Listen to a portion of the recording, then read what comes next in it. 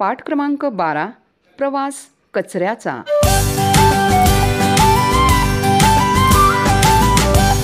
मुलांनो, आपण संत गाडगेबाबांचा स्वच्छतेविषयीचा पाठ अभ्यासला। जिथे स्वच्छता तिथे देवता। आपण संत गाडगेबाबांपासून काय शिकलो? आपण आपलं घर, आपला परिसर, आपला गाव स्वच्छ ठेवायचा।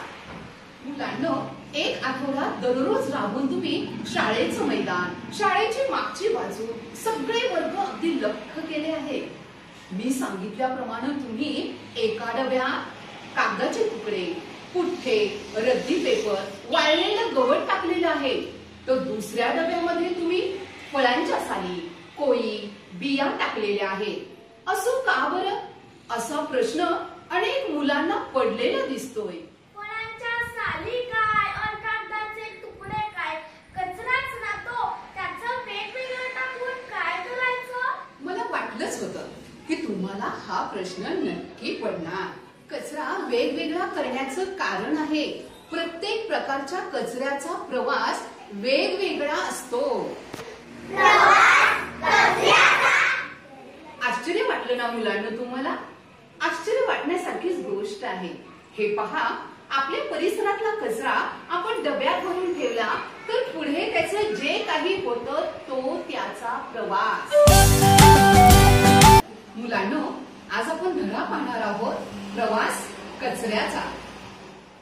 हे कागदाचे तुकडे, पुठ्ठे, रद्दी पेपर, वाळलेलं गवत यांच्यापासून काय होतं माहित आहे का तुम्हाला? त्यांचा पुन्हा लगदा बनवून त्यापासून वेगवेगळ्या शोभेच्या वस्तू, डब्या, खेळणी, पेन पेन्सिलींची खोकी असं काय काय बनवता येतं। त्याचा पुन्हा कागदही बनवता येतो।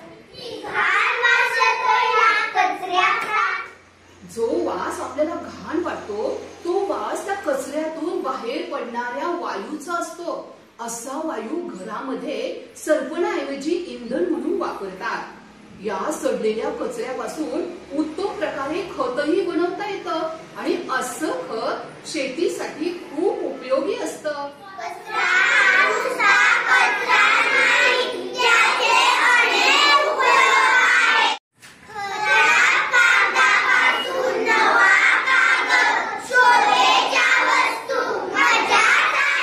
कचऱ्याचं प्रमाण खूपच वाढलं आहे, म्हणून कचरा कसा कमी करता येईल याकडे आपण सर्वांनी लक्ष दिलं पाहिजे।